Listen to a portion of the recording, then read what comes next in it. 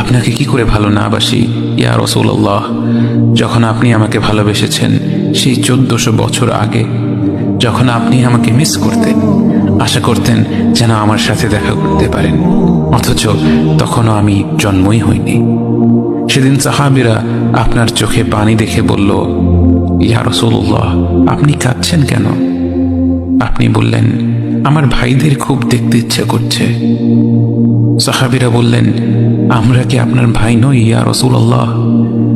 আপনি বললেন, না, তোমরা আমার সাহাবী।